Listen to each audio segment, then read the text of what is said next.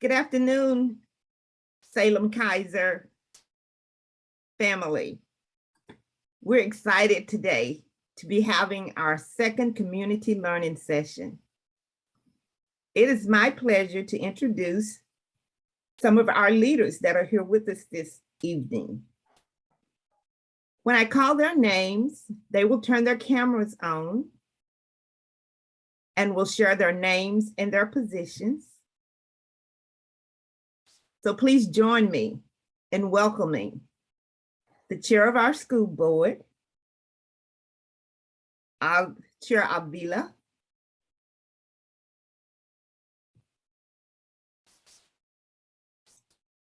hello, welcome. Our superintendent, Christy Perry, Good evening. Welcome, everyone. our assistant superintendent, Ethan, Good evening. Welcome, everybody. members of leadership, Sandra Price,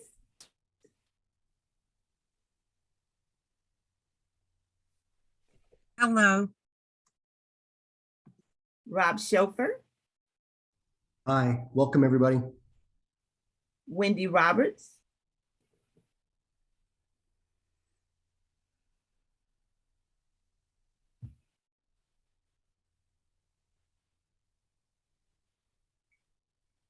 you're muted.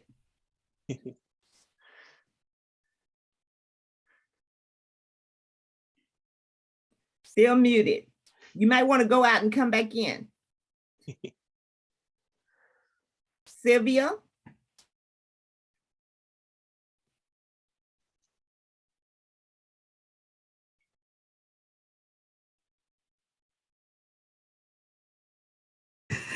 Good evening, everybody.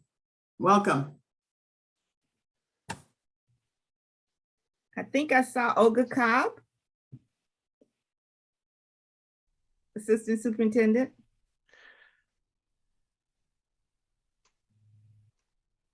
Maybe not. I hope I did not miss any of our district staff.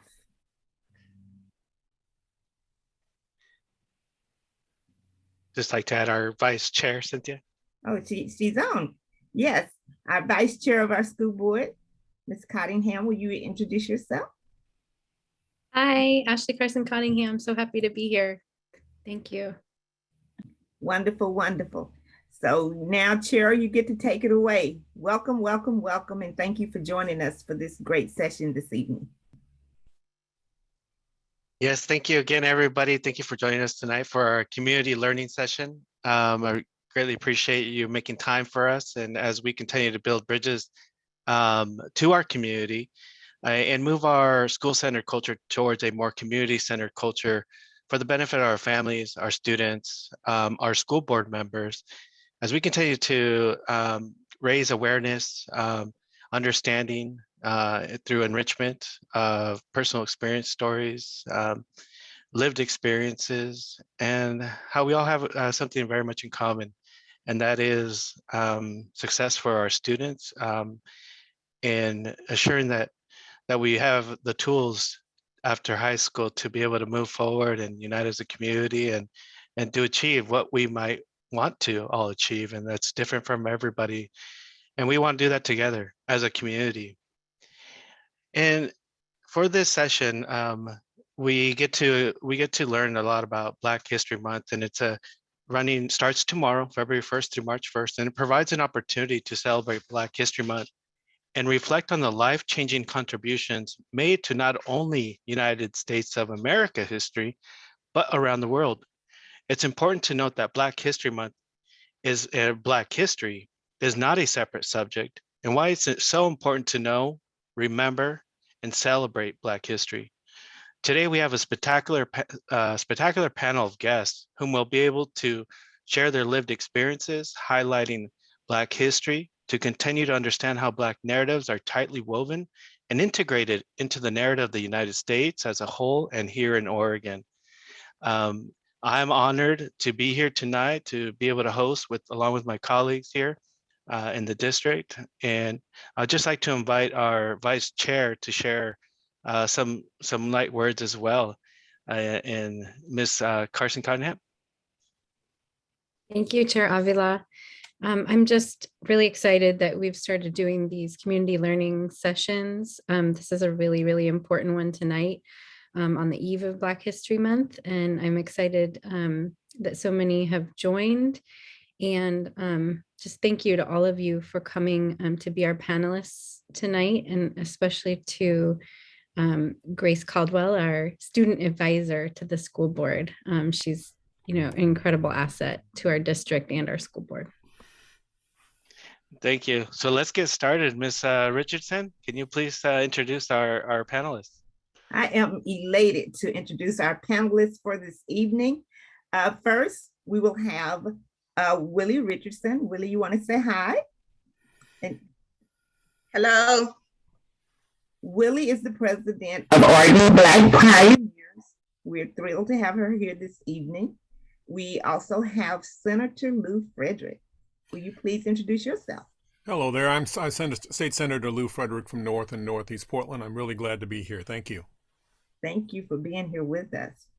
And Grace Caldwell. Hello. Grace is a senior at McKay High School, and she serves as a student advisor to Salem-Keizer School Board. Last but not least, we have her grandmother, Gwen Carr. Hello, everybody. And Gwen has been a huge officer of Black Pioneers for many, many years. I am thrilled to have these panelists. Each one of them will share about 20 minutes on the topics that they've been assigned. And in order for you to have questions and answers provided for you, we have me and Wendy here will be doing those. Rob Schofer and Sandy Price will moderate any text questions. So welcome, welcome, welcome. And we will start with our first presenter, Gwen Carr. Thank you. And thank you for inviting me to be a part of this panel and to kick off this great night. Black history matters. And I've been privileged over the last 20 years or so to do research, to learn, and to share information about Oregon's Black history. One thing I found is that most people don't know very much about it. They assume that it started in the late 1800s with the coming of the Transcontinental Railroad to Portland, or later with the shipyards in the 1940s. These time periods are important because they represent the largest influx of African Americans into Oregon. But Oregon's Black history starts much earlier. Tonight, I want to give you a glimpse into that history in hopes that as educators and community members, you will be curious enough to want to explore this subject more and to educate yourselves, your students, and your families into this largely unknown part of Oregon's history. I wasn't born in this state, but I've been in Oregon since 1980. My son attended Walker Middle School and 1 year at South Salem before we moved to the Gladstone district. My 4 grandchildren attended Hammond Elementary, Adams Stevens Middle School, and McKay High School. In fact, my granddaughter Grace is a senior at McKay, and you'll be hearing from her later on. My first years in school were spent at a segregated elementary school in Texas. And after we moved to Los Angeles, I attended schools that were primarily Black or largely Black, including teachers and administrators. At that time in my life, where we lived, worked, went to school, and played were largely determined by race, both legally and in practice. By the time I reached high school, things hadn't changed very much. Black people were still being beaten, murdered, discriminated against. And this was the era of the civil rights movement as it began to take hold. I call myself a child of the 60s because I found myself drawn into the civil rights activism in college, and I'm proud to say I was a part of the movement. As the years went by, however, I felt a need to move out of the big city, and that's how I came to be in Oregon. When I first came to Oregon, I knew little about it, except that I found it beautiful. I had no idea that the Black population was less than 2%, and that culture shock was something that I would encounter. I didn't even know what culture shock was at the time. I knew little about Oregon's history, except vaguely the names Lewis and Clark. Since my retirement, almost 20 years ago, and my involvement with the Oregon Black Pioneers, I've learned a lot. And so let's take a glimpse together at some of Oregon's Black history. I'm going to share my screen, if you'll give me just a moment here.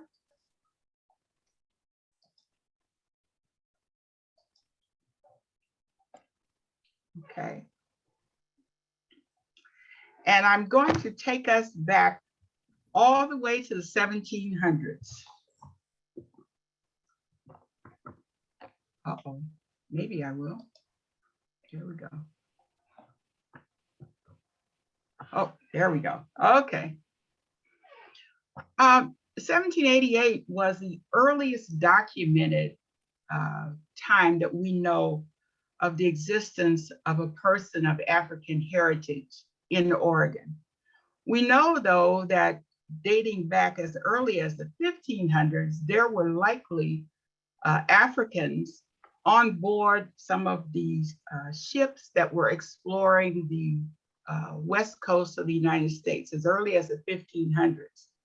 But we know for sure in 1788, Marcus Lopez was a man of African heritage that had been on board the Lady Washington as they docked in Tillamook, Oregon.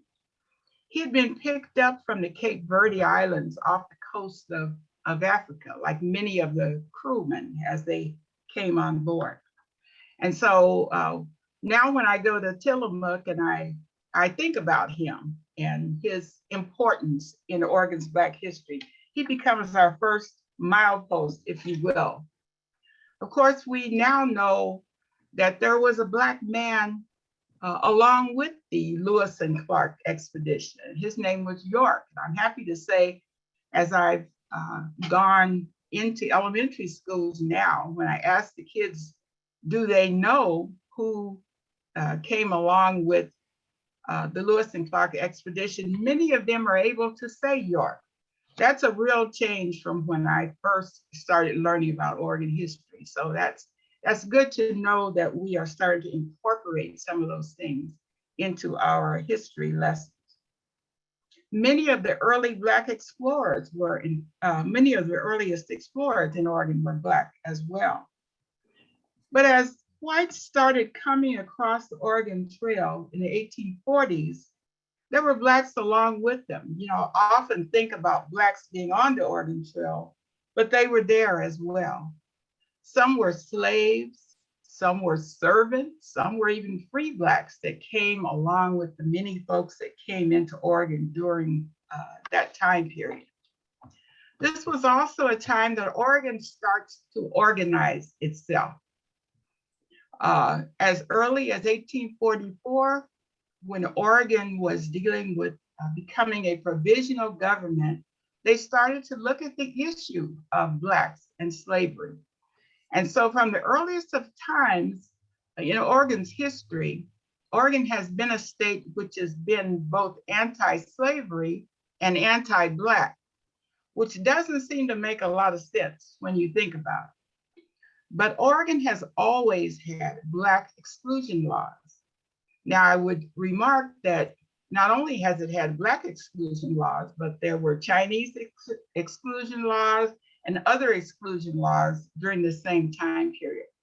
But it's interesting that Oregon voted to be a free state, but really did not want Blacks living here. And so we see over a period of time a succession of laws that came on and off the books called Black exclusion laws, including right up until the time when Oregon becomes a state in 1859. Oregon is admitted to the Union with a constitution that included exclusion laws. It's kind of a very interesting thing about Oregon. However, in spite of these laws, our research shows that Blacks came to Oregon and they lived all over the state. A lot of times we think of early Blacks in Oregon as only living in the Portland area. But in this map, for example, you're able to see of the 36 counties in Oregon, we were able to place the presence of Blacks in most of them. And you can also see that, it is literally all over the state. So I want to talk about a couple of those, particularly the ones that are here in the valley, so that you get a real personal understanding of Black history. This is a woman named Amanda Gardner Johnson, and her story is very interesting because she was given as a wedding gift to a couple who was about to come on the Oregon Trail to Oregon. And that was not unusual at the time, because you might remember that during slavery times, slaves were considered property, just like a cow, a dog, a pig, just a piece of property. And so she was given to go along with this family that came to Oregon. Amanda comes with them and eventually settles with them down in Albany, not too far from here at all. She marries a man named Ben Johnson, a Black man who also had been brought here. And Ben Johnson was a blacksmith.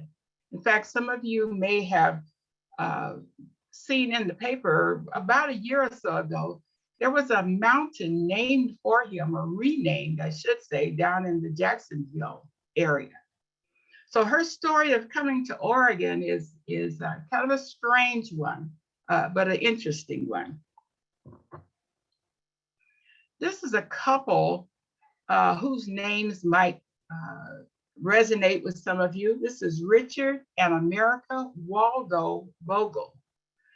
Now, the Waldo name is a pioneer name, and some of you might even live on Waldo Street or be familiar with Waldo Middle School.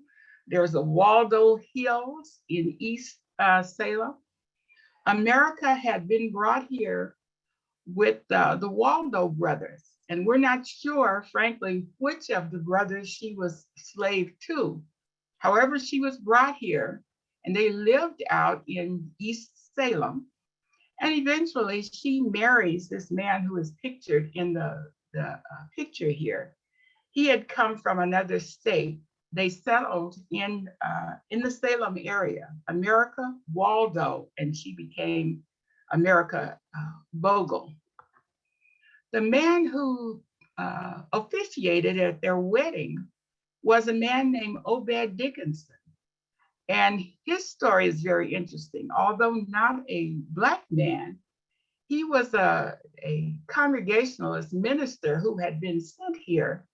And when he arrived in Salem, he started ranting and sending reports back to Massachusetts about some of the evils that were happening in Salem. Everything from slavery to prostitution to drinking, all these kinds of things. What a lot of people didn't know was that Obed Dickinson also had become an abolitionist. And so part of what he is known for in the Salem area is that he actually welcomed Blacks into his church, which was very unusual at the time. Now, he kind of paid the price for that because eventually he lost that church as well. You can imagine it was a very controversial move. One of the most controversial things he did was officiating at the wedding of America and Richard Vogel. This is a picture that we found of a volunteer fireman's Hose team in 1886. And as you can see, there's some Black men who are part of this volunteer fire department. Again, you just wouldn't think that would be something that would happen given all of these laws and given the scarcity of Blacks in the state of Oregon. But here they are. This is also kind of an interesting thing that we found. It's a newspaper article that refers simply to a colored woman who pays her mite, which meant she made a donation toward the renovation of the Salem Hospital back in 1920. Now, what's interesting is that she is not named in this newspaper article. She is only referred to as that colored woman. Now, this is not unusual either, because a lot of the early documentation about Blacks in Oregon and other places across the United States, particularly if they were slaves, they were not referred to by name, but they were simply called that slave, that colored woman, that colored girl, those kinds of things. So we think this is a very interesting thing, that this woman who was apparently a washerwoman, a scrub woman, was able to save enough money to invest $250 in the remodeling of Salem Hospital. Kind of an interesting little local story.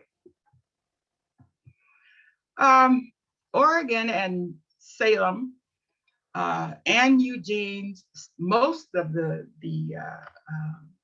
cities, towns in Oregon had a very strong Klan presence. In fact, at one point in its history, Oregon had the largest collection of claverns, which is what they were called, west of the Mississippi. What you see on the screen now is a picture of downtown Eugene with the Klan lettering up on Skinner's Butte. And there's also an invitation to a big Klan parade that was taking place at the time. This was not just a Eugene problem, but this happened all over the state of Oregon. So we see a couple of pictures taken from the newspaper in Portland. This is also another little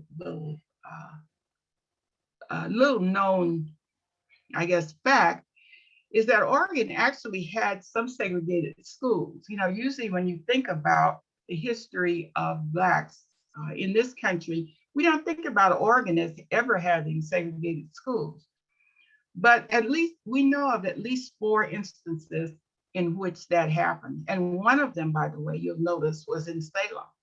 In fact, if any of you have ever shopped at that Macy's downtown, that is almost the exact location of where that school was. There's a big story about that. Don't have time to go into it today, but it's a very interesting story. But we know that there were at least 4 segregated schools in the state of Oregon. Again, this is one of the clippings that was in the newspaper talking about the Klan and the importance of the Klan in the communities in the 1920s. Now I show that because the next slide is a picture of a woman who actually graduated from Salem High School, which is now where North High School is. Kerry Hassell became the first African-American student to graduate from Oregon State in 1926. And there is a tie-in between her and the Klan, because part of her story involves the fact that the Klan attempted to drive her family out of Salem by putting Klan flyers on their doorstep and threatening them. They eventually did leave Salem, by the way. However, she went on to Oregon State and becomes the first African-American student to graduate from there in 1926. So another bit of local history. Just a couple more things. This is can't see it very well here, but it was a postcard that that we found showing a scene over in West Salem, which I think was very interesting. Some of you might remember there used to be a tea parlor over there going down Wallace Road. Well, apparently this Black woman's, they referred to here as the Black woman's place, was very close to where that tea parlor was. The importance of this is that we know who that Black woman was. And her name, by the way, was Rachel Belden Brooks. She had been brought here as a slave. She was eventually freed and was able to own property, again, in spite of these laws. And her son becomes a participant in one of Marion County's first murder cases. Again, a very interesting story. I don't have time to tell it all here, but it's like a murder mystery. And he eventually is able to talk about what he saw. And it has to do, I'll just tease you a little bit by saying that it has to do with Daniel Delaney. Some of you may know and have heard of where Delaney Road is out in the Turner area. That's where the murder took place. And this young Black boy was able to testify of what he saw that day. One more thing, and this is just for fun, really. Of course, Pendleton is nowhere near Salem, but I throw this in because a lot of people don't recognize the fact that Oregon had its own Black cowboys. And one of them was George Fletcher, a very well-known and famous cowboy, starting with the Pendleton Roundup back in 1911. He was world famous, and in fact, there's information about him at the Pendleton Roundup Museum out in out in Pendleton. But also, his story is told in the National Cowboy Hall of Fame back in Oklahoma City. So Oregon has its share of Black cowboys as well.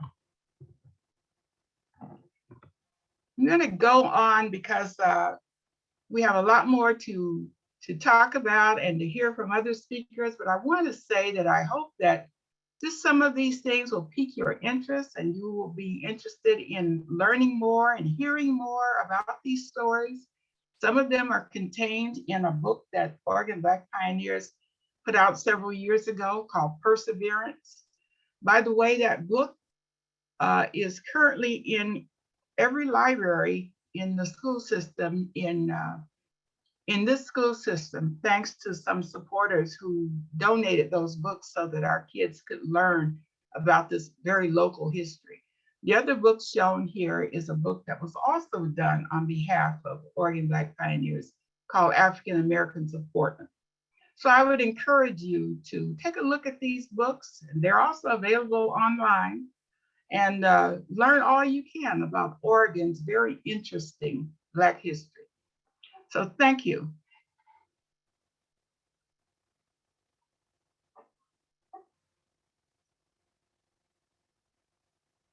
Not sure who's next, but. I'll just believe I'm quickly. next. Thank you Yeah, very much. Sorry about that. Hello, everyone. Thank you so much for inviting me to be part of this. I will try to be relatively brief. Unfortunately, I can probably talk for too long. That's one of my faults. So I'll try to be brief here. For me, the issue is primarily the future. There's a story about generals trying to fight the last war. Sometimes we tend to do that anyway with the other issues as well. And the tactics and strategies are important there, but we also need to know about distraction, divide and conquer, and discouragement that are also constantly in play. We also need to determine where we want to go. Understand, for example, that CRT is a strategy, and using that phrase, those letters, is exactly what white supremacists want you to do. It keeps the issue in front of the public on their terms. Instead, I think I'd like to talk more about how we create an Oregon, a Northwest, a country that makes us sure that we can all have our students thrive and become citizens and effective adults in a world that is no longer just a neighborhood in Southeast Salem or a mill town along the Cascades or a ranch or farm in Eastern or Central Oregon. The response I've seen so far is a fear that people have no confidence in the future. So let's give them a future narrative. A future narrative. Students able to recognize the humanity and brilliance of people around the globe and in the neighborhood next door or in Helix, Oregon. Tapping into the curiosity of being a human, cultural anthropology. And this is important to me, breaking through the concept of inferiority and superiority. Now, that's a hard nut to crack, and I'll admit, determining who is in your group is hardwired into our genes and our culture.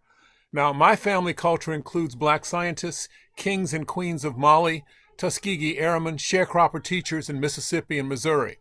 I was born in Pullman, Washington. When my father, a sharecropper's kid and grandson of an enslaved man who fought with the Union Army outside Vicksburg, Mississippi, my dad received a PhD in plant pathology from Washington State University. It was then called Washington State College, after being the last lab assistant for Dr. George Washington Carver in Tuskegee University. My dad was a mycologist. He specialized in slime molds and Dutch elm disease. He died about 3 years ago, and he finished his last paper at age 95 of a new bacterium that he had discovered. There are pictures of me at 6 months old visiting Oregon, and one with Gladys McCoy, who became the first Black Portland School Board member and the chair of the Multnomah County Commission. As an adult, I arrived in Portland in 1974 and decided that this was my community. But we can now daily talk with people across the world, and in real time, we can celebrate the Chinese New Year, the Ghanaian family gatherings, or the Danish Groundhog. I can't pronounce it. It's their Constitution Day of Denmark, and they're understanding that we are not only long distance neighbors, but potentially collaborators in solving the problems of our world. Anyone trying to let? Yes. I'm sorry to interrupt you, but would you be able to slow down just a little bit so that our interpreters? Oh, I'm sorry. We're doing the translation. I apologize. Okay. I should have just sent you the script so that you'd have that already. I will apologize there, and I do tend to start moving along a little faster. So I'll slow down. Do you want me to repeat anything?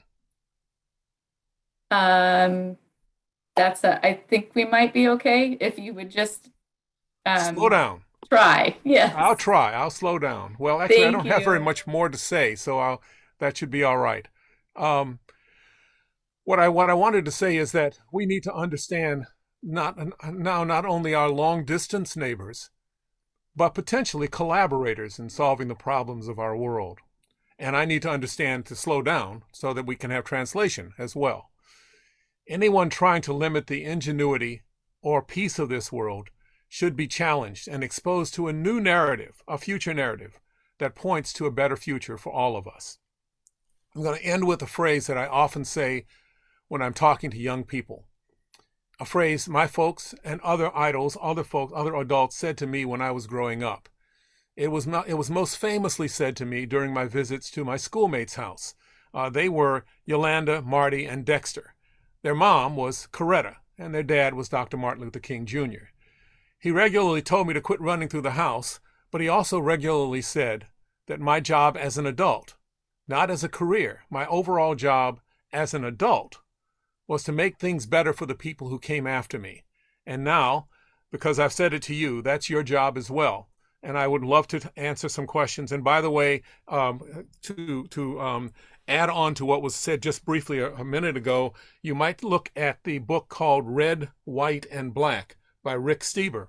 It is a story about the Pendleton Roundup and George Fletcher and his colleagues and how that was handled in Pendleton at the time of when he won the competition, but was not given the primary award.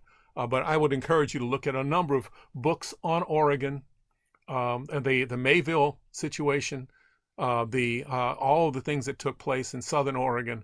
On the coast, we have, most folks don't realize that we actually had a lynching on the coast. So we have those kinds of things that are there, but they are in the past as well. We need to know about them, but we need to be looking towards the future, because I'm really encouraged by the number of things that I hear from people who are heading off to colleges, who are creating new ideas, and we will be able to make a new future for the state of Oregon if we decide that that's how we want to go. And I apologize once again for being too fast, and also apologize for not being able to actually translate some of this myself. So let's see if we can get people to understand different languages and be ready for the future in the state, and not just the state of Oregon, but across the world. Thank you. And I'm not sure who comes next either. I'm next. Hello, my name is Grace Caldwell. I'm a senior this year at McKay High School, and I'm also the student advisor to the school board. So I've grown up in a biracial household. So my mom is white, and she comes from Northern California. So she comes from a background that's more like ranchers and country folk. And then my dad is from LA, so he comes from the city, and they met in Oregon. And I don't really know where they met, but I know they met in Oregon. So I've had to navigate two different perspectives and experiences throughout my life, which has had its ups and downs, but it's been an interesting experience in the end. I do wish they kind of stayed in California for the weather, but with peace and love to Oregon, of course. But I like it here. So growing up Black, starting in elementary school, I knew I was Black, but I had never really considered the social implications of my race. And because my mother is white, most of the activities I took part in the media I was exposed to, in the examples of beauty I was exposed to as well, were not really expected of a Black girl. And that definitely has been a contributing factor as I've grown up. I used to do dance up into middle school, and I remember that having to do hair was always an issue. The other girls were able to, quickly put up their hair and do all these hairstyles, but I couldn't even run really a brush through my hair because I feared that I would have like big fuzzy hair, and I was just like, just pull it back, please. Like I don't want to deal with it. And that was similar to my experience in swimming. I didn't know how to do protective hairstyles to protect my hair from chlorine. So every summer I would get these terrible dreadlocks. And let me tell you, you don't know pain until you have a plastic pick through your hair, and it's just pulling out your hair. And my head would hurt so bad. I would spend weeks trying to get these dreadlocks out of my hair. And even at one point, I just cut off all my hair. So you can definitely see how, hair can be overlooked for some, but you can see how it can prohibit people from taking part in certain activities. And as I entered middle school, I started to really understand what it meant to be Black in Oregon. Around this time, I was also interning for the Oregon Black Pioneers, which you guys have been able to listen to earlier. And up until then, I had a very narrow perspective of Black history. I knew about Martin Luther King and Rosa Parks and Ruby Bridges, but with my internship, I was able to research on Black pioneers that lived in the towns, the streets, the cities, the places that I knew, and I could really resonate with certain areas. And one of the individuals I really admire, and some of you may have met or have had the honor of meeting before, is Miss Geraldine Hammond. And Miss Hammond was actually Salem's first African-American female principal. And this specifically resonates for me because I went to Hammond Elementary. And on her birthday, we'd have these huge assemblies. And they'd be decked out with flamingos, and everyone wore pink and purple. And it was just a great time for everybody. You'd put on a big show and dance. And I just remember everyone would be so happy when she came. And that was the same for each file that I opened up and was able to research on. It was like each file opened up a new story that I could learn from. And hearing the stories of these Black individuals, it was really important for me because I didn't have many people I could look up to at the time that were Black in my community, outside of family members or people I was working under. Which is really why it's so important that we are teaching our students about their history. So I don't just mean Black history, I mean all history. And the histories of the pioneers and activists that came before them, because they need to know that their history existed, and that they make up a piece of this community. And what better place to do that than in a classroom? During the same time, so during elementary school, during middle school, I was heavily involved in journalism. And I was probably in 7th or 8th grade, and I had written a piece on the Black Panthers, specifically the Black Panther chapters in Eugene and Portland. And I was influenced because at the time, the Oregon Black Pioneers had done an exhibit in Portland about Black Panthers. So I was like, what a perfect time for me to write a piece on it.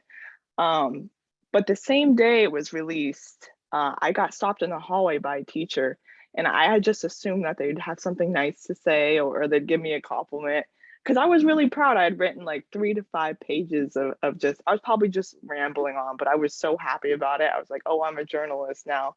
But I was met with some criticism. The teacher told me that I was making the Black Panthers out to be a peaceful civil rights movement.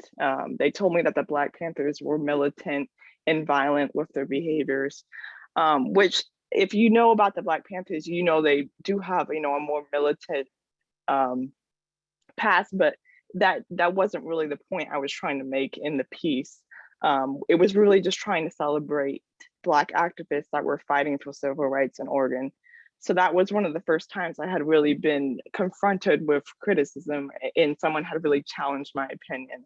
And again, I was like 7th grade. So as I entered high school, I've been presented with my own challenges these last few years. I've had to really redefine what it means to be Black for me. Even though McKay is very diverse, we do have a very small Black population, very similar to like just the overall Black population in the district. So racism and the stereotypes still do exist at a much more casual way. You still have kids saying the N-word. I've overheard a kid say, I wish I was Black so I could run faster. And I was just like, wow, I can't believe people really think this way sometimes. And there's also a layer to the fact that I go to McKay. So there's an extra layer of backlash from people. If you don't know, McKay has a very large Hispanic and Latinx population. So I've had people tell me like straight to my face that they would never go to a school like McKay because it's ghetto, or that they don't think it's a great school because it has a past reputation. So, you're dealing with the backlash of going to McKay, and then you take that personally. So sometimes you might use it as motivation to, prove them wrong, but sometimes it can get the best of you. And the same applies for academics. I've taken classes like agriculture and plant science, and I've taken AP calculus and AP stats and even welding. And in most cases, I'm the only Black kid in the class. So when I'm not around people who don't look like me for so many years, I've just kind of had to become independent in what I do. So during my sophomore and junior year is when the George Floyd incident happened. And that was the same time the Black Lives Matter movement became very active in the community. So my first reaction was obviously sadness. It's also awful that the mistreatment has happened over generations, which you guys have heard about here today. But at the same time, I had become so desensitized to the behavior because I had seen it so much in the media. That it wasn't impacting me as much as it should have at the time. And then there was a large part of me that was just upset. I didn't feel like the movement was as much as a movement, as much as it was like a war. Instead of talking about issues of inequality, people were utilizing as a platform to express opinions outside of racism. And, it really just felt like a trend to me. It's been less than a year, and that enthusiasm for me, it just feels like the enthusiasm is not there anymore. So during that time, I really had to just remove myself from the media and the news. I felt like posting a picture that said Black Lives Matter wasn't really going to do much for me or enact any change. So the summer going into my junior year, I was given the opportunity to work at Salem-Keizer's Afrocentric Academy. And that really opened me up. Even though I was helping to support students, I was able to expose myself to a lot of different identities. And through that process, I was able to really get in touch with myself. I found a lot of empowerment through my peers and through my supervisors. And that was one of the first times I had really felt seen in the community, outside of working for the Oregon Black Pioneers. And I found so much acceptance in being able to help young kids understand who they are and what they came from as well. So, you know, with this being my last semester in high school, I look forward to continuing my work with equity and my work on the school board. And I know this is definitely not the end of the obstacles that I will have to come by these next few years as I go into college. But I think that being able to discover myself and redefine my notions of what it means to be Black in Oregon has enabled me to take a lot more leadership in the community. So I hope that we as a community can really use this month as an opportunity to engage in Black history. Celebrating Black history does not just entail, you know, reading books or going to museums. It can be anything from listening to music from Black artists, viewing art from Black artists, or looking at art, and you know, even watching movies. So, or even, you know, going to a Black owned business. So I really hope you guys can take this month just to celebrate Black history in whatever means you want. So that's all from me.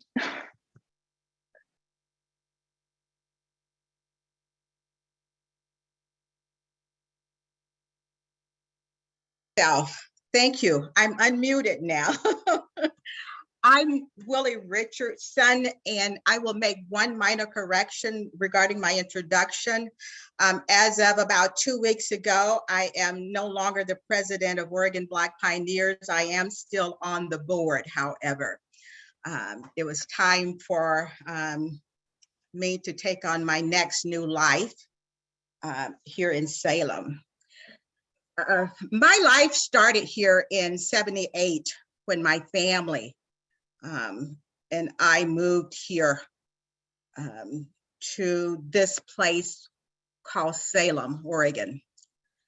And I'll be honest with you, if I'd have done a little bit more research before getting here, I'm not sure that I would have come, because it is difficult to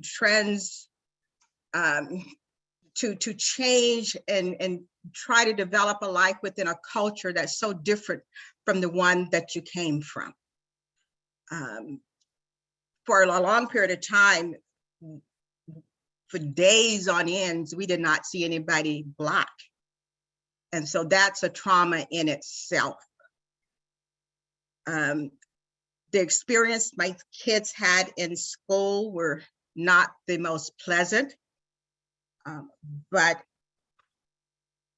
I also knew that for my children to survive this new place that we were living in, it would require their parents, specifically me, their mother, to make sure that they were not destroyed.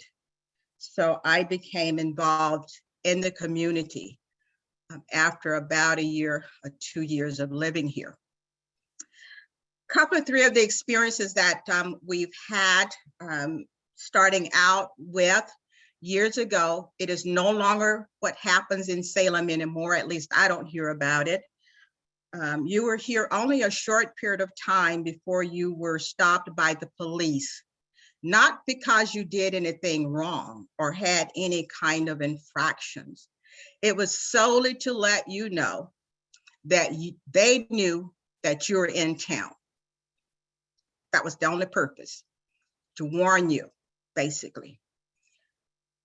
School involvement required having some real hard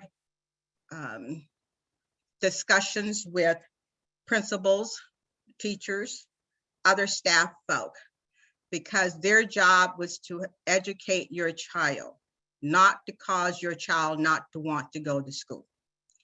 And so you enter into that dialogue.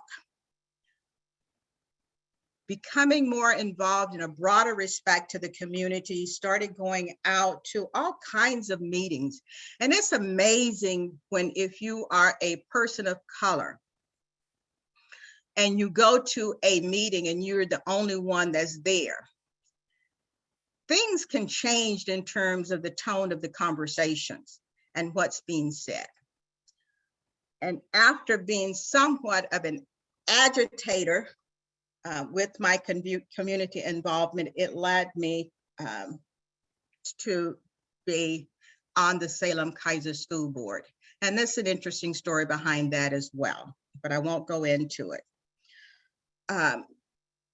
One of the things that was very shocking for me, and then I'm going to get into my presentation here, really, I think which propelled me and pushed me to become a real activist during that time, was hearing a city councilor in a city council meeting state that it was intentional to divert African Americans from living in the same neighborhood. And Grace used the word that he used as she talked in her presentation, and that was ghetto. And that just sent me into a rage, because 5 Black people live in the same neighborhood does not mean that it is a ghetto. And that, like I said, it roiled me. That was further compounded because it also happened right about the same time we were looking for a place to live. And an apartment said for rent. I went in and the manager said, we already have one Black family living here. That has nothing to do with me. But it was the message. We can't have 2 Black families living in this apartment complex. So we have had our experiences here, lots of stories.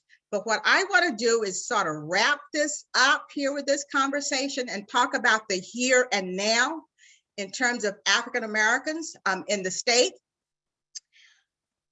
and give you a visual, if you will, of how we are continuing to serve and become part of the broader community in spite of the racisms that we've had to endure over time. And so let me begin with that. As I did a little bit of research to try to figure out in more recent time, what's the population of Oregon and what's the population of African Americans here? And I learned through census that there's about 4.25 million Oregonians. And they say 2.2% of that is African Americans. If my calculator is correct, we're looking at about 93,415 African Americans living around the state. And if I can get you to advance to the next slide. The next few slides from this presentation really is one I just was fascinated with when I found it online out there. It gave a breakdown of where African Americans are in the various cities in Oregon. And the one, of course, I'm looking for 2, and they're going to be in the red, Salem. When I first moved here, there were less than 1,000 people here, and in short order, I probably knew all of them in some way, and because we also would gather at my home here on a regular basis for holidays. It says that we have 2,054 African Americans living here in the city. That is a kind of small number, but it also means that we are growing. And if I can get you to go to the next one here as we move along and following that one, like I said, it's just a slide of where we are in the counter. Keizer is telling me that we have 112 African Americans living in Keizer. My daughter Shirley, who is assistant principal at Waldo, is one of those folks, along with her son. My sister and her husband, also a Keizer resident. So I am connected in that way. And the one that I want you to take note of is this, 2 things. This shows that we are, as Gwen said, literally in every part of Oregon. There at the very bottom, two places. One I am extremely surprised of is Independence, right down the road from us, have 0 African Americans. I'm not sure that's accurate though. Just out of the realm for me to just accept that as being accurate. Milton Freewater, 0. And I don't know that much about Milton Freewater, but the Independence one really threw me for a loop. Next slide, hon. And so it's, we're everywhere and we're serving in those communities. We are doctors, we're lawyers, we're educators, we're service providers, we're healthcare workers, we're professionals of all kinds. Surprisingly, there are 94 farmers in Oregon. We don't hear about African-American farmers in Oregon. We hear about African-American farmers in the South, but we don't hear about them here in Oregon. But there is 94 that's here. We're no longer just the folks who came on the rail and served in those kind of capacities. We're doing everything by way of professions that everyone else is doing across the state, not just relegated to any one location. And I say that because for a lot of years, when folks thought about African Americans, they immediately thought about Portland. Nowhere else had African Americans. And I knew I ran into it a lot. And I would say, but I'm from Salem. I live in Salem. So it's expanding that notion and that view about us and what we do and what we're doing in the here and now, just carrying on and being part of the broader community. And the next few slides, if I'm not wrong on this, I want you to just think about as we roll through these pages, how we're serving. And even though these folks are in elected kinds of things, remember that they started out by being community activists or involved in their community someplace before they went on to bigger and better ways to serve us. And so we have across all spectrums of elected types of positions, every one at least at some period of time having an African American served either in the past or currently.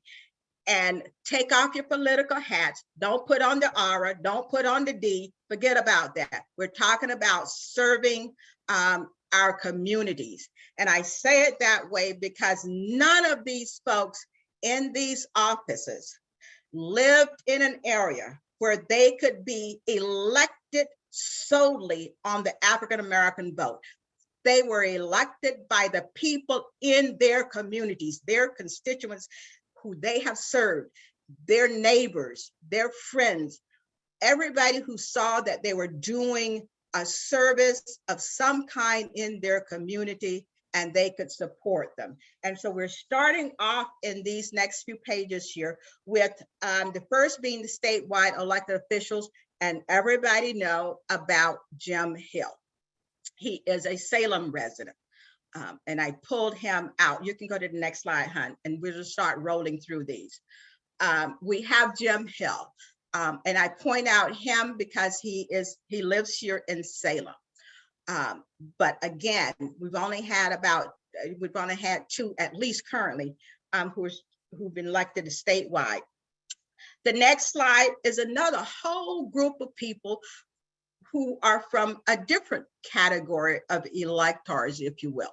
African Americans who are busy in their communities. The next slide show some senators. You have one that spoke with you this evening. He didn't share about his life as a senator. He shared about where he is hoping that we'll get to be. But again, he can tell you that it is about working with your constituents, the people in your community, and in working about in your communities, that is the most important thing.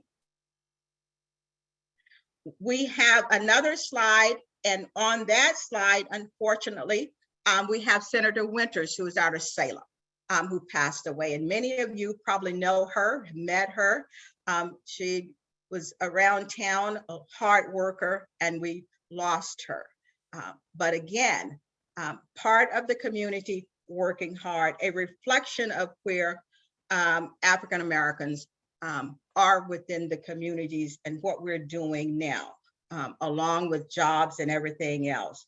At the bottom of the next slide, you see Salem. We do not have a picture of Cheryl Thompson, but she was the first African American and only African American who have been elected to the Salem City Councilor. And she currently, my last hearing, lives in Atlanta, Georgia.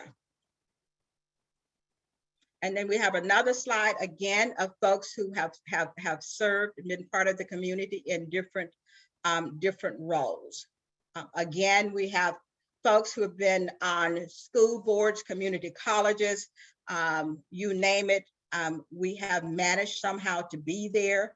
The next slide, of course, we again have educators, directors of boards, and then you have little old me down there in the corner, having served on the Salem-Keizer School Board, the first and only African American so far.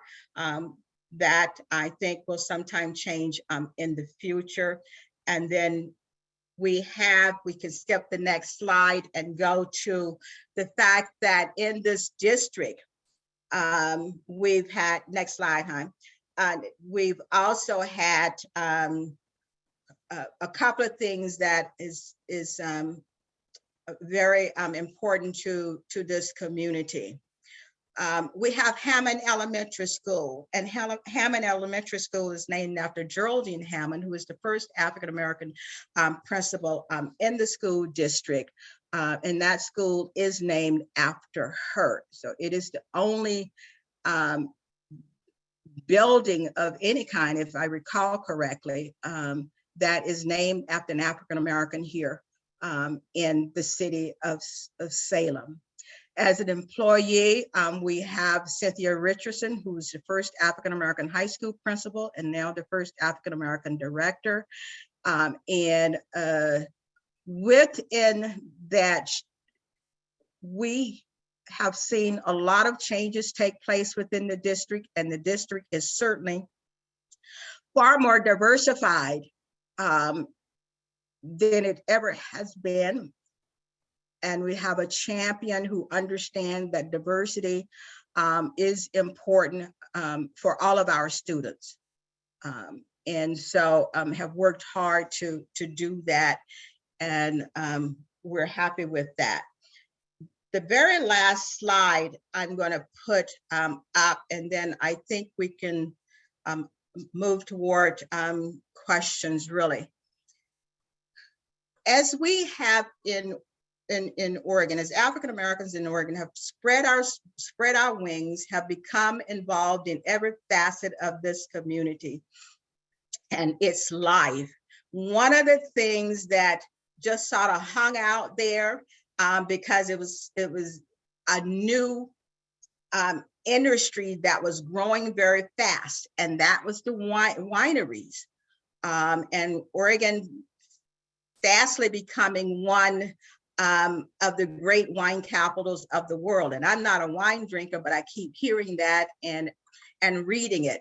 We now have 1, 2, 3 full-fledged winery owners, African American, and we have one who does a number of brands of winery. So that's, to me, says, yeah, we are still willing to tread in unknown territory and still find Oregon a place to do it, regardless of its past history. And even to this day, some of the stuff that's happening out there, we are pushing forward.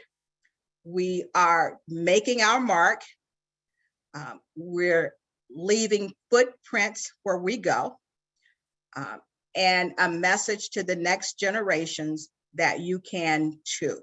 So that's a real quick look at Oregon and African Americans today. We're here and not going anywhere.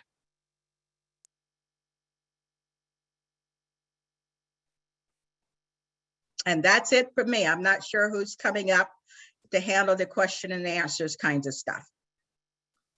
Thank you to each and every one of our panelists. You've added a lot of rich culture and information to Black African American history for Salem-Keizer, for Oregon, period. I discovered a lot of wonderful things this evening. I'm going to ask people to please put their questions in the chat and let us know which presenter you would like to answer the question. And this is your opportunity to ask questions and get more information as needed.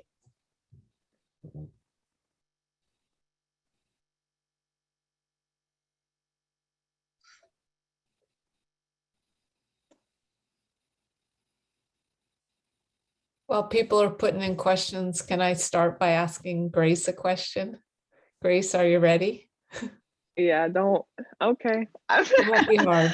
Yeah. Okay. If you could have give one bit of advice to every adult in Salem from a student. I mean, you gave us lots of them, but what's your highlight of advice you wish every adult would hear from you? Does it have to relate to Black history, or can it be anything? Can be anything. It can be anything. Yeah. Okay. One piece of advice for adults. I have one, and I'll make it quick. The issue is not the phones. That's all I'm gonna say. That's all. No, The issue is phone not the phones. the only thing to blame. Don't blame the phone. It's the people using the phones that aren't doing kind things. Got it. Will you please put your questions in the question and answer section, please? Sorry, not the chat, the question and answer.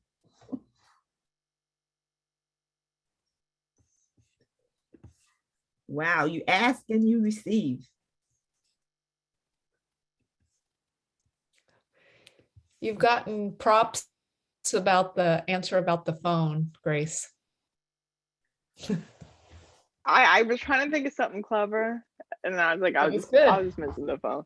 Yeah, the first thing that came in this Q&A was props on that.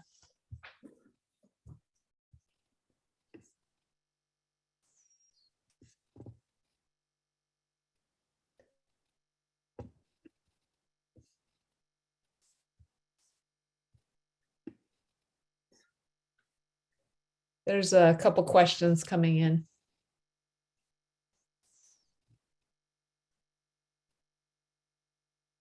Miss Cynthia, do you want to read the first?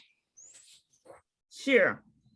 Melanie is asking, any thoughts about how to explain the inherent conflict between laws excluding Black people from Oregon and yet Black people living here and even one instance owning property?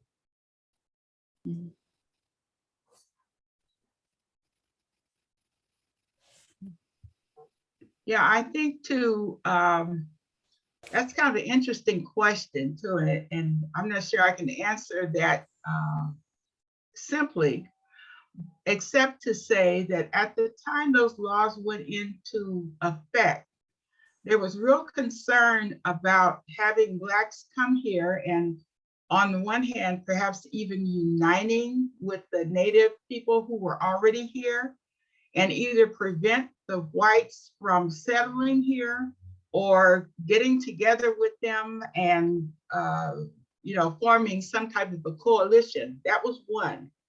Another piece of that is that many of the whites that came were not big plantation owners from the South, for example. They were poor whites. And there was a whole segment of them that really wanted to get away from the whole slavery system because they were victims of it as well. And they thought that part of the problem would be if they allowed Blacks to come in here, they would get hung up in the same type of I guess, a process as what was happening in the South. And so there was a lot of controversy about, do we want to be a free state? Yes, we do, but we don't want Blacks here because they're just going to generate more problems. I mean, that's the short answer. It's a lot more complicated than that, but I would just encourage you to read up on some of those things. Well, may I jump in here too? I think let me add to that complication that that Gwen was talking about. There's another aspect, and that is a lot of the Black folks who were coming out of the South were skilled Black folks. They were blacksmiths, they were carpenters, they could do all sorts of things with skills, and in many cases, the white folks who were coming from the South did not want to compete against those folks, because they knew that they would struggle to compete against those folks. So that was one of the aspects. But the other aspect was, frankly, because of those skills, in many cases there was not a sense of getting rid of these folks, because we needed to have them make barrels and to shoe horses and to do the carpentry and to do all of those kinds of things. So although there was discrimination against folks, they also had to understand that there were people that they needed. And so they were not going to, you were not going to see white folks becoming porters on the trains. So when you had folks coming into Portland on trains, they needed to have a place to stay. So they stayed at the Golden, I'm trying to remember the name of it now, but they stayed at a hotel in downtown Portland, because that was close to the train station, about 3 blocks from the train station. And so that's what they needed to have certain people who were there. And as a result, they then began to realize that they needed to have people. And then, of course, what happened was, when World War II took place, they had to deal with the fact that they needed people to live in the area. So that's one of the reasons that Vanport was created. And as soon as Vanport was flooded, they tried to find some way to stop Black people from staying in Oregon. But many of them said, we sort of like it up here. They were coming from the South. And so you had the state, you had the city council. Somebody was mentioning the city council in one of the city council, but we also had the Portland City Council say very simply to the head of the Urban League at that time in the late 40s, we need for you to move all of the Black people out of Portland. That's what he was told by the city council. And the head of the Urban League said, no, that's not my job. My job is to make things better for the people who are here. And so that's what he was working on. So we had a competing situation take place where people were needed, but they also wanted to try to find some way to get rid of them. And they did things like around the Memorial Coliseum and I-5 and the Emmanuel Hospital site. And they continue to do some things related to real estate in Portland and elsewhere to try to move people out. So there's still an effort, but it's not as official as it once was. But there's still a not so subtle effort to try to move Black people out of different areas. And we still struggle with that in Salem, in Portland, in Eugene, in Albany. I mean, we have Black mayors that were mentioned, but we have a Black mayor in Albany. We have a Black mayor in Gresham. We have a Black mayor in Garibaldi, of all places. So we have folks who are out there, and we have a lot more. I think we're looking at probably 40 African-American elected officials in the state of Oregon now, which is quite a surprise. 41, because we had a new person who was appointed last week. So it's going to be an interesting time, and we keep building a group of people who know how to deal with the system. That's going to be a big deal. Thank you, Senator Frederick. We actually have another question that's been asked of you. It says, for Mr. Senator, you said CTR is a strategy white supremacists want to hear or want us to use. Can you elaborate? Well, yes, I think they know that it makes no sorry, they know that it makes no sense for them to try to continue this, but they think that it is a way of driving a wedge between people. And that's their whole effort. Their effort is to drive a wedge. It's not because they support anything. It's to drive a wedge between folks. So it is a strategy that they are using constantly to try to do that. They know that what we're talking about is history. They know that what we're talking about is understanding each other, and they believe that by way of doing something that says something with race, that can be used as a way to stop people from working together. So it's a political strategy. It's being supported at the national level, and there are people who believe that by doing that they can stop all sorts of other things from happening. They want to try to get rid of history if you can. I mean, it's really quite striking. I didn't mention my growing up time, but I grew up every other weekend marching in the South.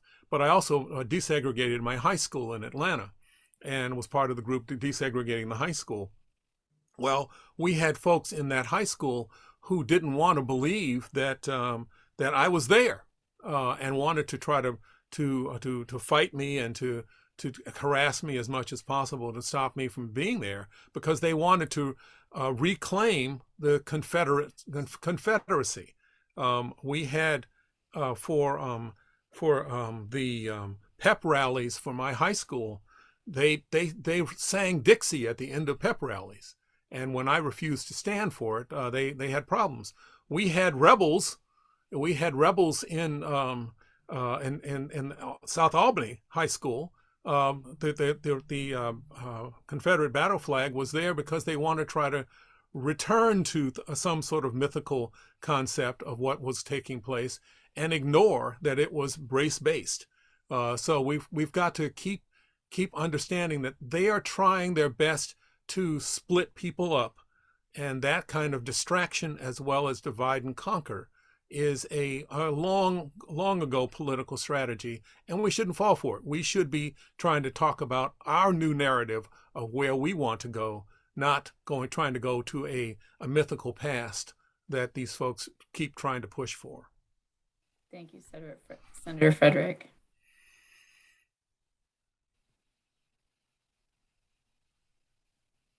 We have, maybe this could be something for either Willie, Gwen, and Grace. Maybe each could answer this. We have a question from Skip Boren. As an old white man, I am very appreciative of the information provided tonight. What are the biggest challenges for our young students of color today?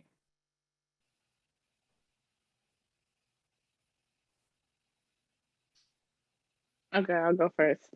I think I'm gonna make this positive. I think that this generation is making a step towards breaking barriers that are systemic barriers, so that they want to take leadership positions. They want to go into careers that aren't, careers that have been historically for them, I guess you could say. So I think one of the biggest challenges is trying to get these students into those positions. How do you educate them? How do you give them the skills that they need? How do you take these kids from underrepresented communities and support them in getting there? That, I think, that's a vague explanation or a vague answer, but that, to me, that's the biggest challenge right now. I'm gonna agree with that, with Grace's comments, but I'm gonna step back a little bit, and I'm gonna go for the parents. It is absolutely, just absolutely necessary for parents to take the responsibility to make sure that their child or children is strong in knowing who they are.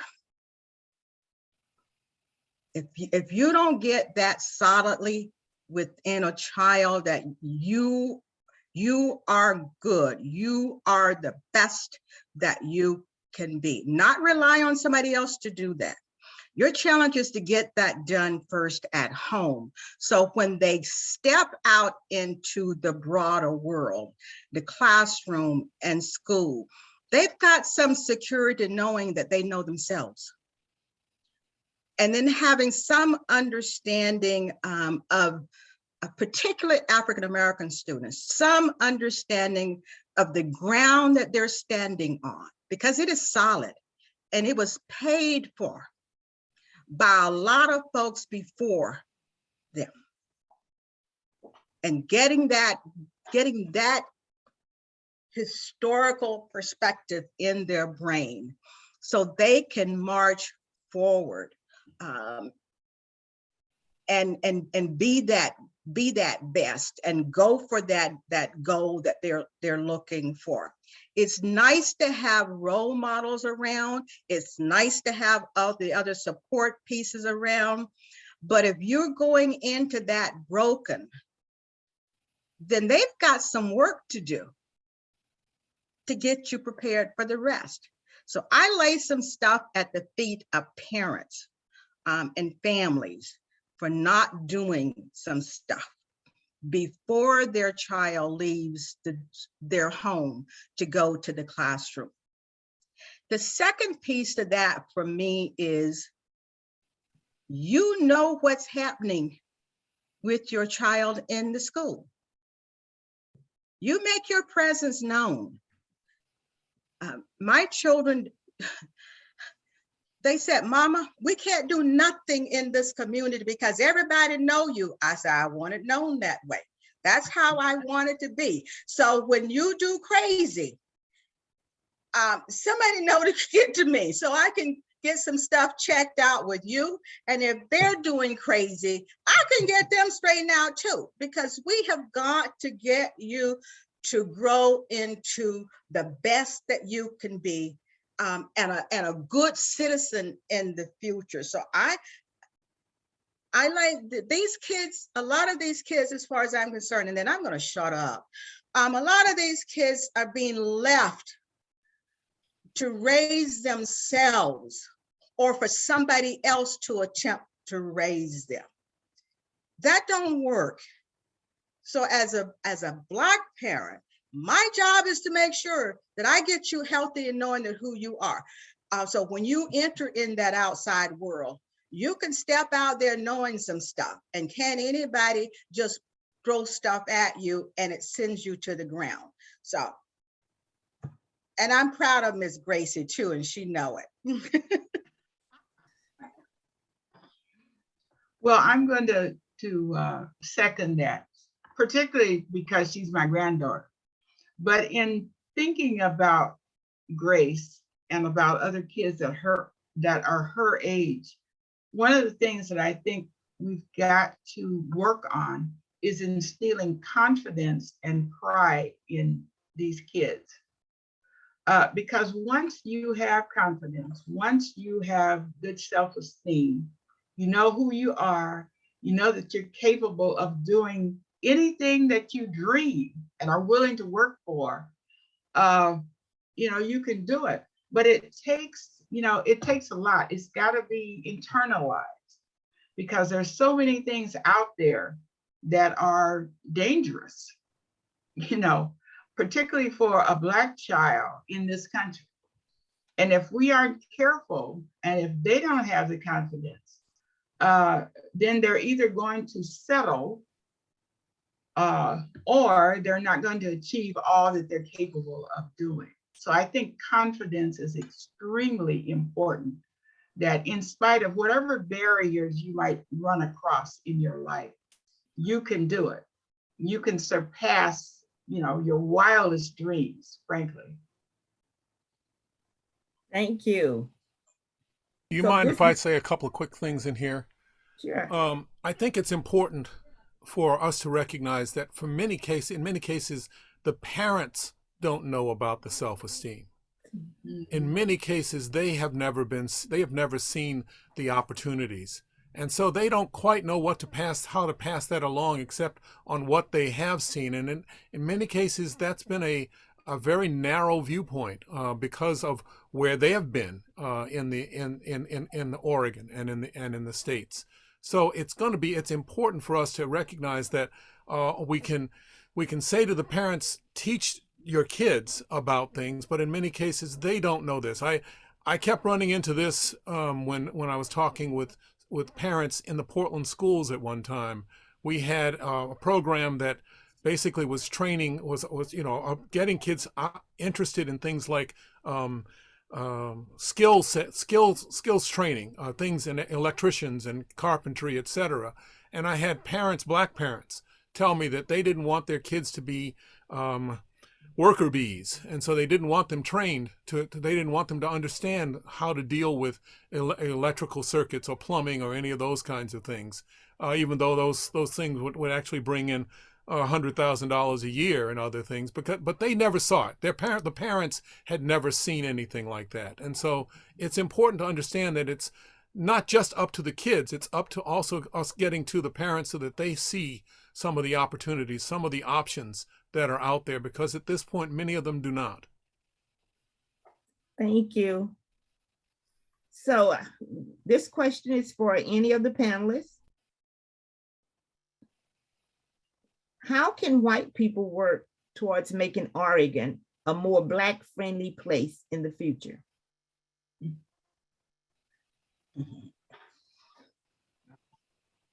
Ooh, who wants to start with that one?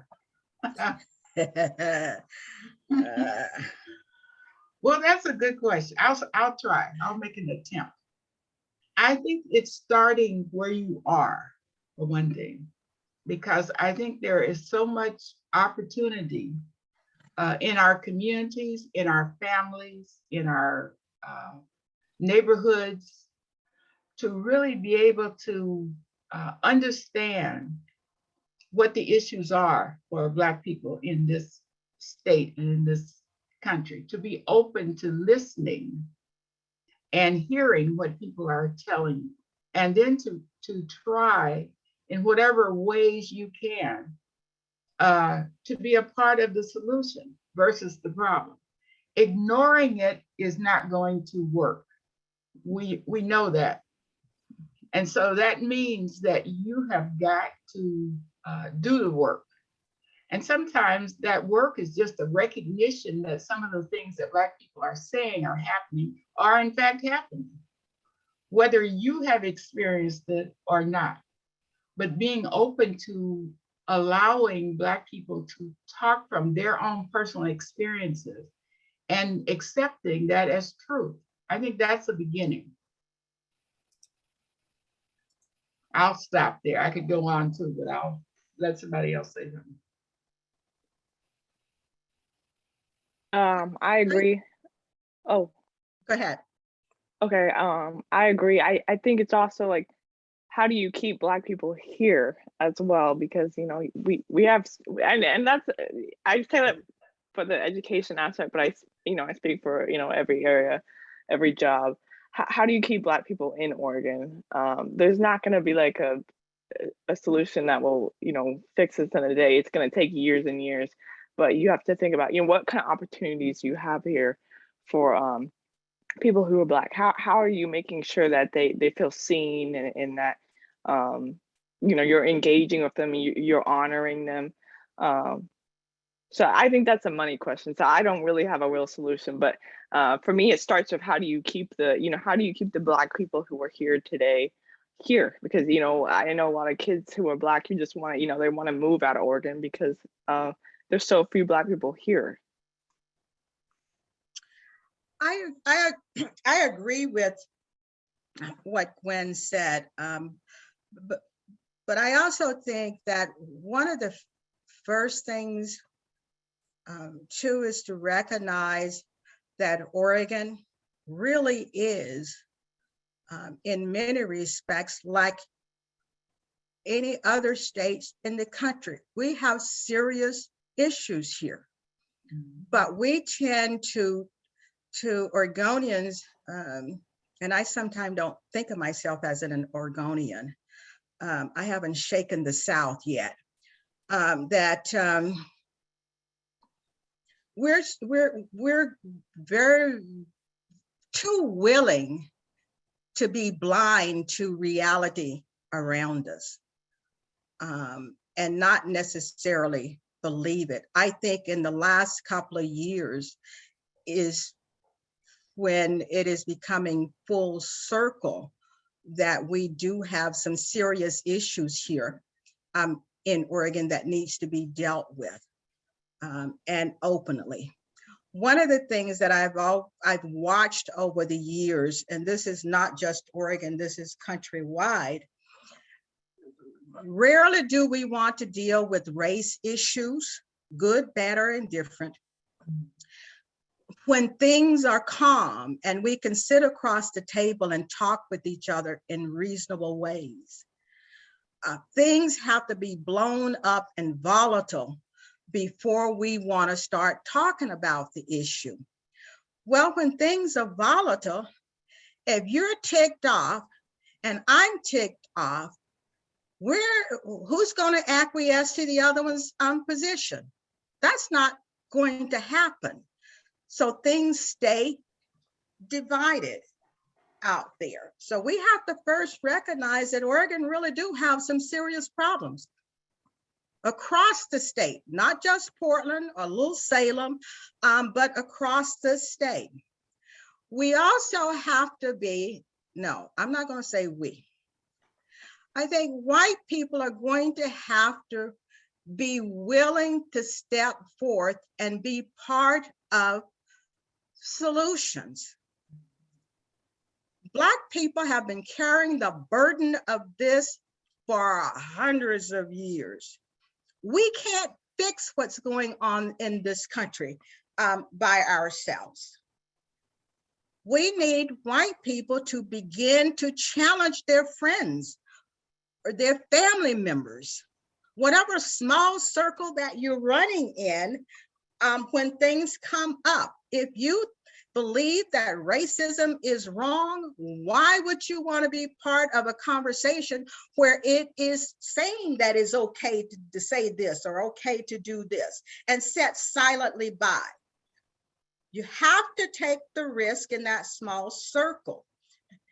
And for some strange reason, folks think that you got to do something big. No. Start small. Start with your circle and challenging folks about their behaviors. Your own home, for that matter, and who lives in there. Take the risk and tell them they don't know what they're talking about. I can't do that for you. I can't come into your home and tell anybody to shut up. They're wrong.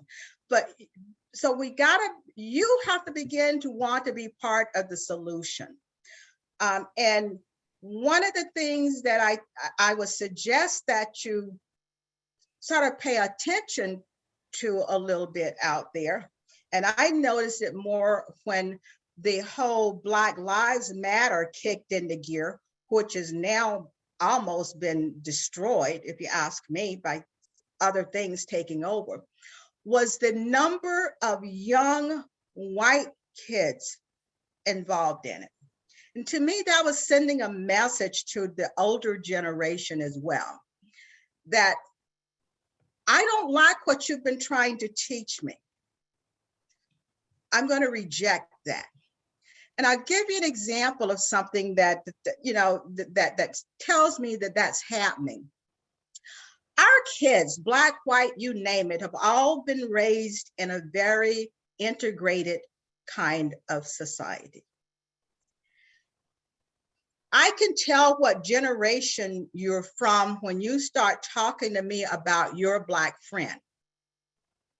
If you notice when your children now talk about their friends, they don't put a race or color on it. They talk about their friend.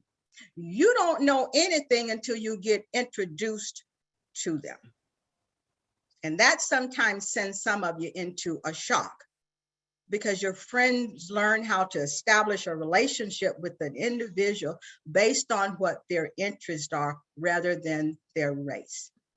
So it is part of this growing up.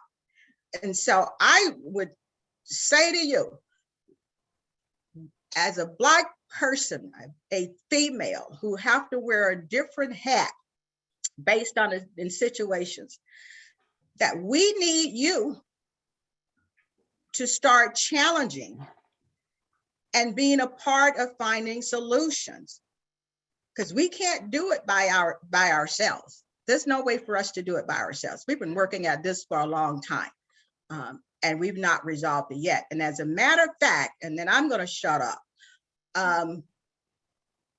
if we are not careful, we are rolling back in time so fast that it's scary.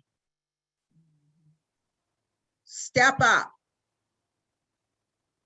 and be a part of the challenge of not continuing the spread of racism and discrimination and hate, because we all have a place and we all have a role. And I can promise you this, without me, or without African Americans, or without any other person of color, the successes that we have and the successes to be probably won't be that great, because we all need each other, which is why Oregon, even with its laws in place, allowed Black folk basically to stay here because they needed them. And if you go back in history, and Ms. Carr didn't cover it all, every one of them had a role in the community that they lived in. There was a job that they were doing and was needed within that community that they lived in. So.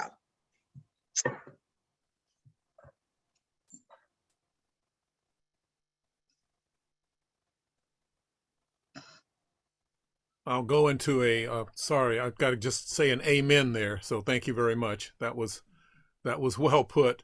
I think the issue for me is that, again, I'll just repeat it. It's really not our job to tell white people what to do. It's about time that the white community decided to pick up and decide what it was going to do, and not be patronizing to Black people, but also not expect that we're going to be doing all the work for them. Because we've been doing the work for them for quite a while. It's not a mystery about what the problems are. They just need to decide that they're going to take on the solutions to the problems and ask whether they are in fact solutions and not just a continuation. Because I think the distraction and the co-opting that took place regarding the Black Lives Matter effort was rather extraordinary. We saw people coming in to try to distract it, certainly in Portland. We saw people coming in to distract it. The Proud Boys dressing as Antifa were something that I saw personally. So we need to be able to understand that was not something that was Black Lives Matter at all. It was these folks decided that they were going to at a national level to distract and co-opt that particular movement. So we need to figure out how the white community needs to take a look at itself and determine what it's going to actually do and take the next steps. Because the Black community has been talking about this and telling folks about this for four centuries, and they need to take another step out.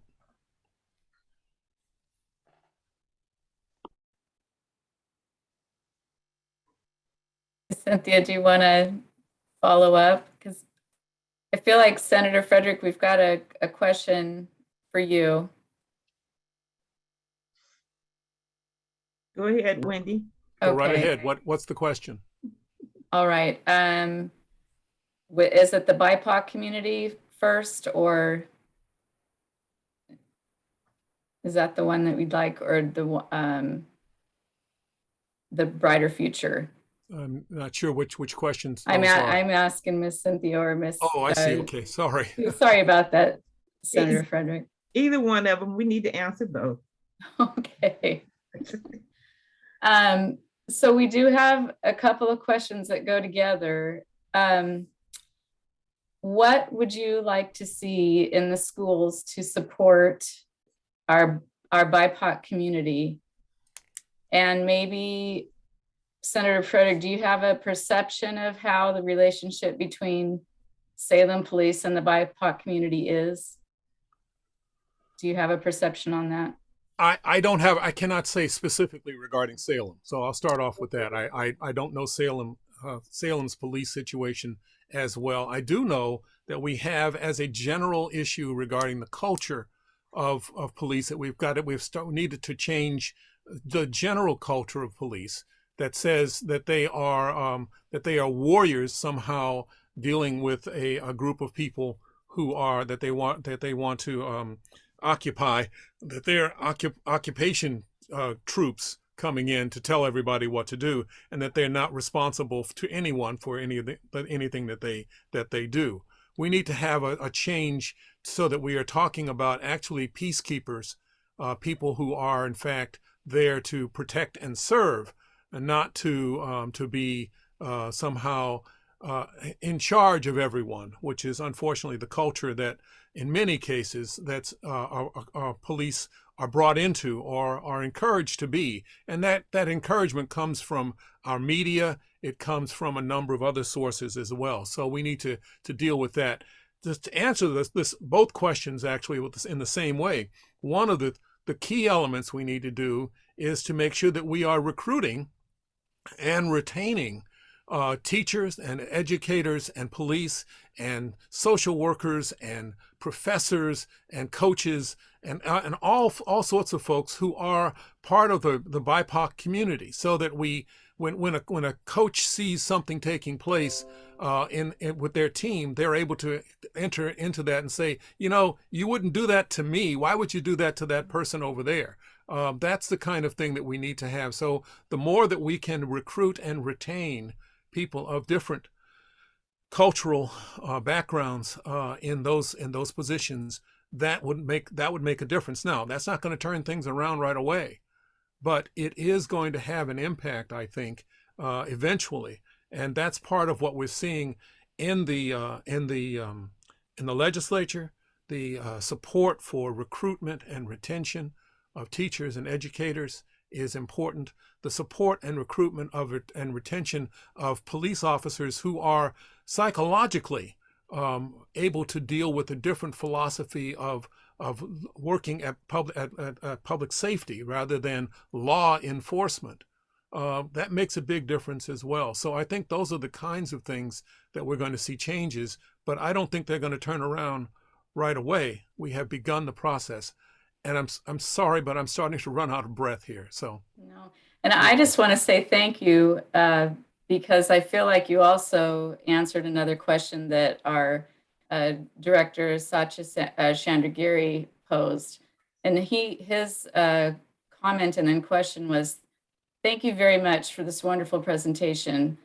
What are some of the ways that we can encourage our children from Black families that they can dream of a bright future in STEM fields so that they can start imagining a career as doctors, engineers, scientists, and make available the global communities or opportunities?" So I feel like within your response to the very first question, you alluded to that. Well, is there anything else? You got to recognize that my degree's in theater with a triple minor in biology, political science, and psychology. I'm too curious for my own good. That's the key element there. But the other aspect is I love the idea of students being curious. Curiosity is the key there. And whatever stops the curiosity is something that I want to try to break through and try to stop. One of the things that we have had in terms of curiosity, and you'll have to pardon me, those members of the school board and some of the administrators, some of them will cheer this, others will groan a little bit, but I have a rant that I go into talking about the fact that we're constantly dealing with testing as though that somehow helps us understand what we need to do in terms of students and what we need to do in terms of kids.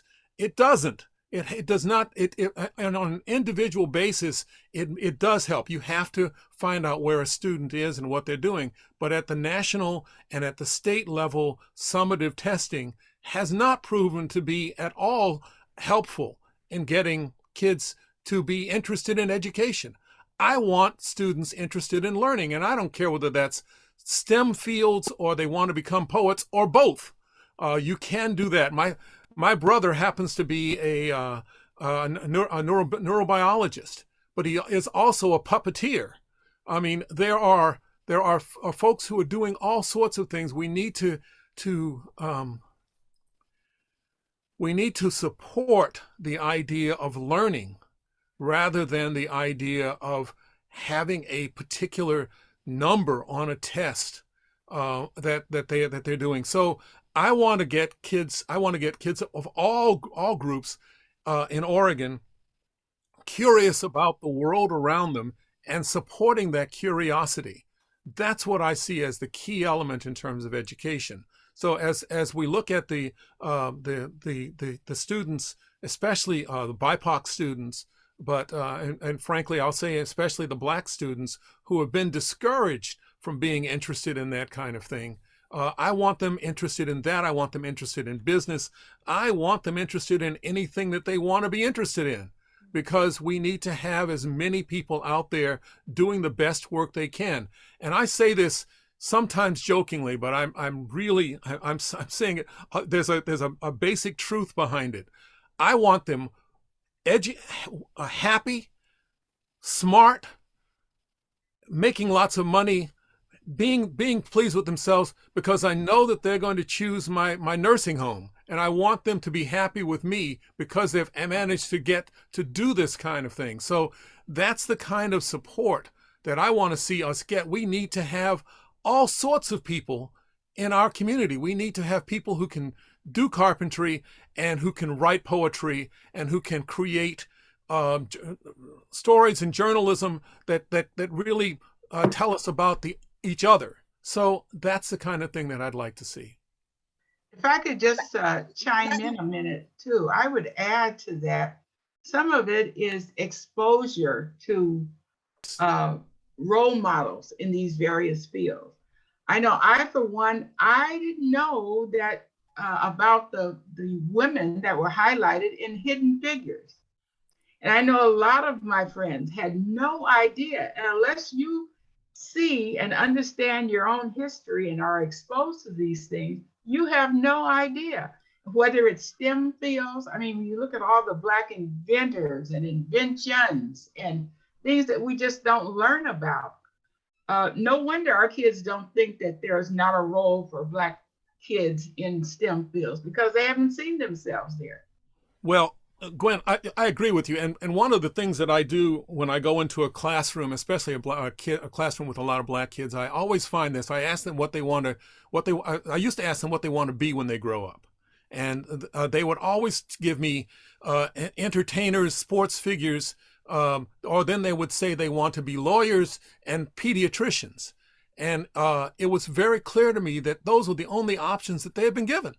And the pediatricians was only because every time they said pediatricians, their parents patted them on the head and said, "Isn't that great? You want to be a pediatrician?" So I would always ask them, "What does that mean? Does that mean that you really like science, you like math, you like reading?" And they'd say, "Well, that's not what I understand a pediatrician does." I said, "Well, what do you think they do?" And they said, "Well, they would take a little hammer and hit your knee, or they give you a shot." And I said, "No, that's not what a pediatrician. You need to understand what you actually have out there. They do not have those role models."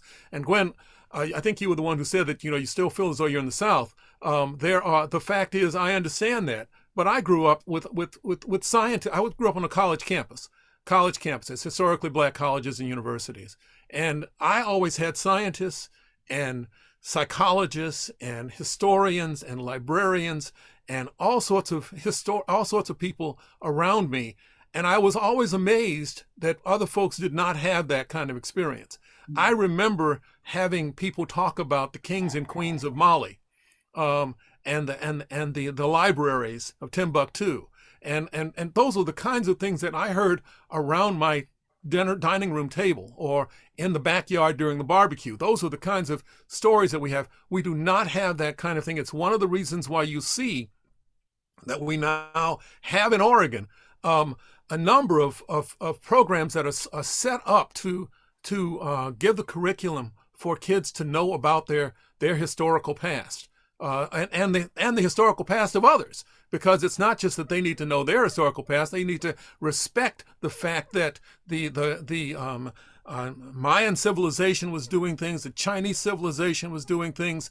All of these different civilizations over the centuries have been doing things, and they have a real clear sense of how it has supported the world. So I think we now have a Black Studies program. We have a Native American. We have a Chinese. We have a Latinx study issues. We have a number of other programs saying these are the contributions of the people who live in Oregon, the ancestors of the people who live in Oregon, the people who are living in Oregon now, the scientists, the professors, the engineers, the social workers, the pilots, all of these people are contributing to the state of Oregon, and we need to make sure that we are going to support them and bring more into the mixture, because we don't have all the answers right now, and we need people who can come up with some of those answers. The thing that I agree with everything that's been said, but I'm gonna do the simple thing. Most children want somebody to just believe in them. Just believe in them. Believe that they can accomplish their goals and not throw cold water on stuff. And they need that affirmed and reaffirmed on a regular basis. And that's what we can do as community people, as educators, teachers in the classroom.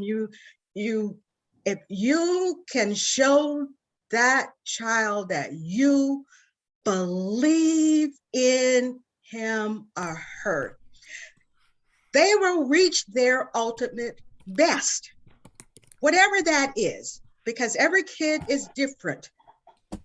We can't have everybody thinking that they are here if you think in terms of grade. Whatever your best is, I believe you can get there. Whatever your goal is in life, I believe that you will get that. If we just do that for the bulk of our kids, success is down the road for them. But we don't always do that.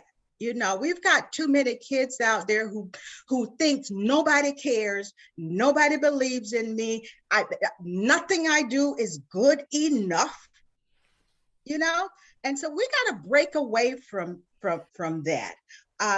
We have to become a team of people. And I used to tell when my kids in the school, I would tell the system, it's the system, it's the teachers, it's you, and it's me. We are a team. If any one of these pieces fail, we all fail, because it takes all of this for us to be a success and for you to be a success. And we have to be willing to shake whatever our thoughts is, preconceived notions and all that kind of stuff out there, and look at this child and say, you're going to be a success.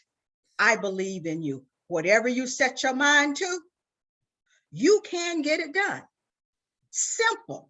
We make it so hard sometimes when it's really simple sometimes, okay? That's it for me tonight, folks. Wow, wow, wow. I am amazed. I want this conversation to keep on going. These are the type of conversations. This is the goal. This is meeting the objective of these community learning sessions.